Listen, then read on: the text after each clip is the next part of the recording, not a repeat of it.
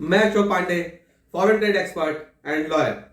आज हम बात करेंगे यूनियन बजट 2025 की, जो हमारी फाइनेंस मिनिस्टर श्रीमती निर्मला सीतारमण जी ने पेश किया है।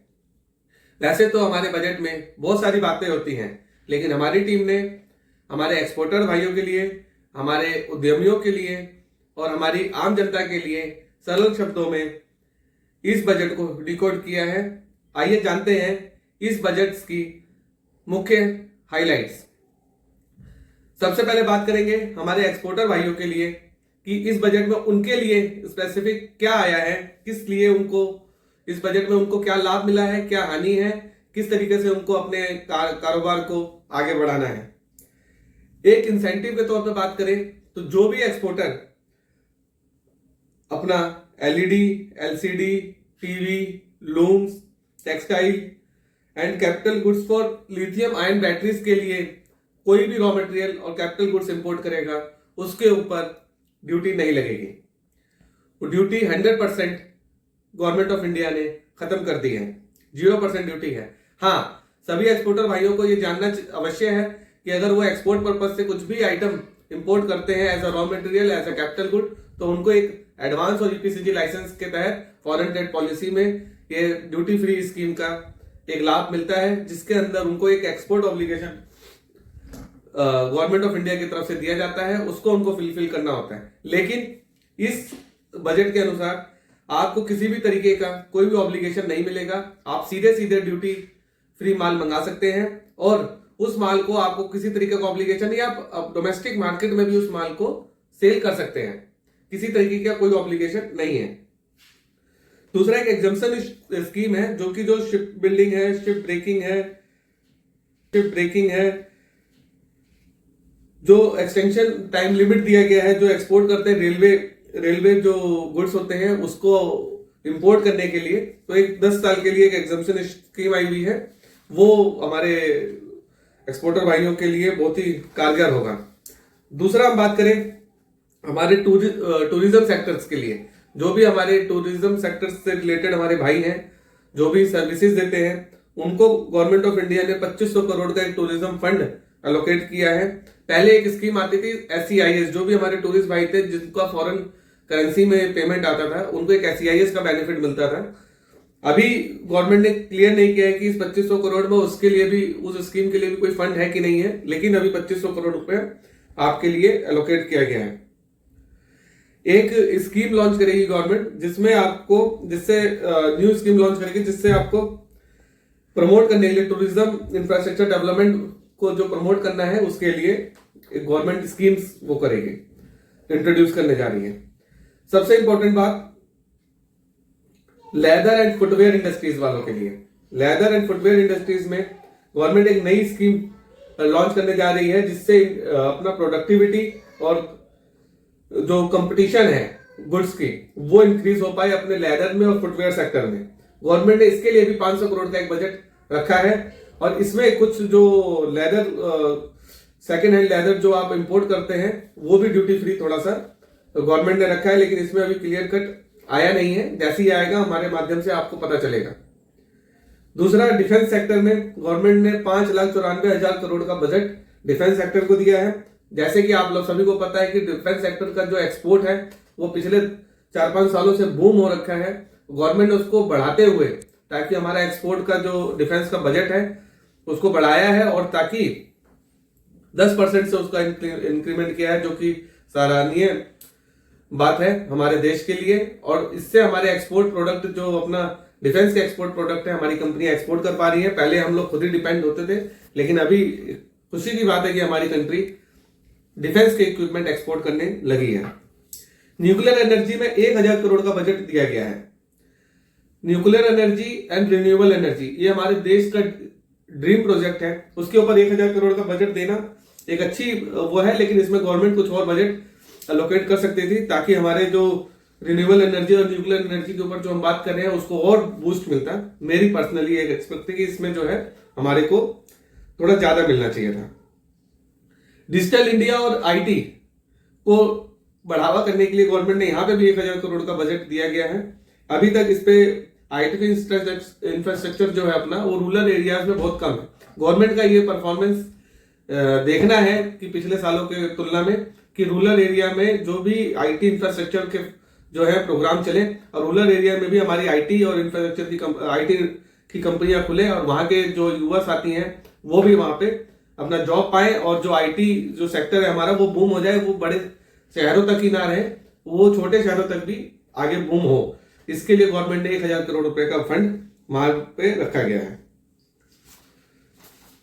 दूसरा, एमएसएमई स्टार्टअप्स की जो हम बात करें, जो हमारे एमएसएमई एक्सपोर्टर्स हैं, एमएसएमई के जो काम कर रहे हैं, जो अपना एमएसएमई को बढ़ावा दे रहे हैं, जो स्टार्टअप्स हैं, उसके लिए गवर्नमेंट ने 10,000 करोड़ का फंड रखा है, जो कि बहुत ही बढ़िया है, बहुत ही अलग तरीके से इस पर रखा गया है। लेकिन गवर्नमेंट ने अभी तक इसका इंफ्रास्ट्रक्चर नहीं बनाया कि वो 10,000 करोड़ कैसे अलोकेट होंगे, किस तरीके से अलोकेट होंगे, बैंक के थ्रू वो इंटरेस्ट फ्री लोन देंगे, कैसे देंगे, लेकिन 10,000 करोड़ का उन्होंने उसमें बजट रखा है। इसके ऊपर कुछ भी अगर नया अपडेट होता है तो मैं एमएसएमई अपने उद्यमियों के लिए मैं आपको आश्वस्त करता हूं कि आपको तुरंत हमारी टीम से, हम लोगों से आपको गाइडेंस मिलेगी कि कैसे इसका लाभ उठाया जाए और अपने बिजनेस को कैसे बूम पे लाया जाए, क्योंकि बिना फंड के आप बिजनेस नहीं कर सकते। फंड की रिक्वायरमेंट होती है, इनिशियली फंड की तो एटलीस्ट रिक्वायरमेंट होती है, जो कि इन्हीं सब स्कीमों के तहत हम लोग ले सकते हैं। एग्रीकल्चर और अलाइड सेक्टर्स के लिए गवर्नमेंट ने 1,52,000 करोड़ रुपया एलोकेट किया है।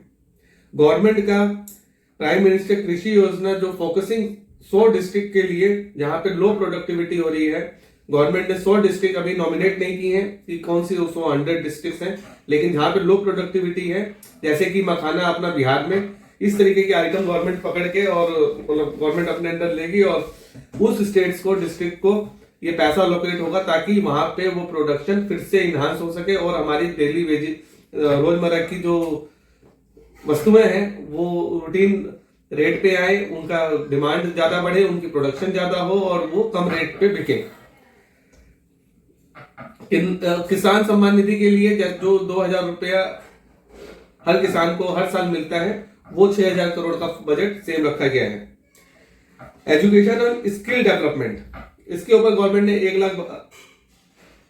1,12,000 करोड़ रुपया एजुकेशन के लिए दिया है, जिसमें से 3,000 करोड़ रुपया नेशनल एजुकेशन पॉलिसी ये लोग बनाने की बात चल रही है, लेकिन अभी इसके ऊपर कोई कॉन्क्रीट प्लान अभी आया नहीं है। जैसे आएगा हमारी टीम फिर से आपको बताएगी कि इसके ऊपर भी हमारे स्टूडेंट्स, हमारे लोग, हमारे स्किल डेवलपमेंट की जो इंस्टीट्यूशंस हैं वो कैसे इस चीज का लाभ उठा सकते हैं और लोगों को शिक्षित कर सकते हैं।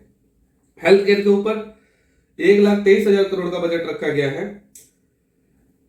इसमें 25,000 करोड़ का बजट आयुष्मान भारत में कंटिन्यू किया गया है। 5 लाख का जो आयुष्मान भारत कार्ड बनता था वो 10 लाख का हो गया है। गवर्नमेंट की स्कीम चल रही है और गवर्नमेंट एक नई स्कीम भी लॉन्च करने जा रही है जिसको यूनिवर्सल हेल्थ कवरेज कह रहे हैं, जिसमें वो पूरे परिवार का एक साथ भी कर सकते हैं। इस तरीके का कुछ चल रहा है, लेकिन बजट में 100% सारी बातें बताई नहीं जा सकती, तो हर सेक्टर के अनुसार बाद में उसकी स्कीम्स निकलती हैं। लेकिन गवर्नमेंट ने कहां फोकस किया, हमारा मकसद यह है कि जो बड़े पैसे जो गवर्नमेंट ने एलोकेट किए हैं उसके कहां हुआ है और वहां से हम कैसे लाभ ले सकते हैं, वो इस वीडियो के माध्यम से आप लोगों को जा रहा है। कैपेक्स एंड इंफ्रास्ट्रक्चर के माध्यम से गवर्नमेंट ने 10,18,000 करोड़ रुपया रखा है ताकि हमारे देश की रोड, हमारे देश का इंफ्रास्ट्रक्चर डेवलप हो, जो कि पिछले सालों में 8 से 9 लाख होता था। गवर्नमेंट ने इस फाइनेंशियल ईयर 2025 में बढ़ाया है, काफी सराहनीय बात है। 1.5 लाख करोड़ का interest free loan government of India देगी, जिसमें आपको कैपिटल एक्सपेंडिचर के लिए आपको मिलेगा। किसको देगी, कैसे होगा, वो अभी आया नहीं है। अर्बन चैलेंज फंड एक गवर्नमेंट ने 1 लाख करोड़ का इसमें रखा गया है, जिसमें जो छोटी सिटीज हैं जो उनको ग्रोथ करने के लिए और एक सिटीज ट्रांसफॉर्म करने के लिए जो ग्रोथ हब बन जाए, वो 1,22,000 करोड़ का रोड एंड हाईवेज का अलग से फंड दिया गया है, जो कि 1,12,000 करोड़, जिस हिसाब 1,22,000 करोड़ हमारे माननीय मंत्री श्री नितिन गडकरी जी जिस हिसाब से काम कर रहे हैं, इसके हिसाब से ये बहुत ही कम है। लेकिन वो जैसा आप लोग जानते हैं कि वो अपना फंड खुद ही बना लेते हैं, सरकार से तो बहुत कम फंड लेते हैं, लेकिन 1,22,000 करोड़ से गवर्नमेंट को ज्यादा यहाँ पे देना चाहिए था। जिस हिसाब से हमारे देश में विकसित काम हो रहे हैं, तो यहाँ पे 1,22,000 करोड़ बहुत कम है। लेकिन हमें भरोसा है नितिन गडकरी जी के ऊपर कि वो इसको कम नहीं करेंगे, उल्टा स्पीड अप और करेंगे। मोटा मोटा सारी चीजें हमारी कवर हो चुकी हैं। लेकिन हमारे जो एक्सपोर्टर्स भाई हैं अपने उसके उनको सिर्फ लेदर सेक्टर में और जो अपने एलईडी एलसीडी लूम्स टेक्सटाइल के लिए लिथियम आयन बैटरीज के ऊपर गवर्नमेंट का फोकस था, उनको ड्यूटी फ्री माल मंगाने का एक दिया गया है। लेदर सेक्टर को प्रमोट करने की बात की गई है। मोटा मोटा SCZ और FTWZ special economic zone, free trade warehousing zone को उनको कंसीडर किया जाएगा, will not be consider supplied until the clear to export और DTA।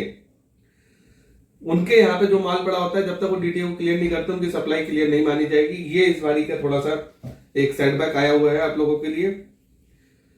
कोई भी पेनल्टी आपको अपील, जो भी हमारे एक्सपोर्टर भाई कोई भी किसी तरीके की GST अपील में या किसी और कस्टम की ड्यूटी अपील में, कस्टम अपील में अगर अथॉरिटी में जाते हैं तो उसमें 10% का प्रोविजन रखा गया है। जो भी अपील अमाउंट है उसमें 10% आपको जमा कराना पड़ेगा, तभी आपकी केस की सुनवाई आगे बढ़ेगी। दूसरा सबसे एक इंपॉर्टेंट जो है, हर गुड्स के ऊपर गवर्नमेंट ने एक यूनिक आइडेंटिफिकेशन मार्किंग सिस्टम लेने जा रहे हैं, ताकि जो भी गुड्स आप एक्सपोर्ट कर रहे हैं, जो भी आप ट्रेड कर रहे हैं, उसके ऊपर एक यूनिक आइडेंटिफिकेशन मार्किंग सिस्टम उस गुड के ऊपर इंट्रोड्यूस होगा, ताकि आप जो कि हमारे देश में फेक इनवाइसेस के ऊपर जो काम चल रहे हैं, फेक गुड्स के ऊपर जो काम चलता है, उसको रोकथाम के लिए ये बहुत ही अच्छा गवर्नमेंट का एक इंसेंटिव इनिशिएटिव है कि एक आइडेंटिफिकेशन नंबर होगा, ताकि आप गवर्नमेंट ने जीएसटी के माध्यम से, जीएसटी इनवाइस के माध्यम से काफी चीजें कंट्रोल में की है, तो अब गुड्स जो ट्रांसपोर्ट हो रहा है उसको भी कंट्रोल करने के लिए ये एक योजना लाई जा रही है। बाकी मोटा मोटा यही है। आगे कुछ अपडेट्स आते हैं इस बजट से रिलेटेड, जो पैसा, जो मोटा मोटा पैसा जो हमने बताया आपको, वो कैसे कैसे अलोकेट होंगे, किसको किसको कब कब मिलेंगे, हमारे आने वाली वीडियो के माध्यम से आपको पता चलेगा। अभी जो मेजर जो गवर्नमेंट ऑफ इंडिया ने पैसा कहाँ खर्च किया है वो इस वीडियो के माध्यम से आप सभी को पता चला है। आशा करता हूं आप सभी को इस वीडियो से काफी इंफॉर्मेशन मिल चुकी होगी। बाकी PDF का लिंक मैं आपको मेरे डिस्क्रिप्शन बॉक्स में दे दे रहा हूं। हमारे वेबसाइट से भी आप पता कर सकते हैं कि क्या क्या है बेनिफिट्स हैं। बाकी आने वाले टाइम में कैसे ये बेनिफिट्स अलोकेट होंगे, तो आने वाले टाइम में हम आपको बिल्कुल सूचित करेंगे। अभी के लिए धन्यवाद। भारत माता की जय।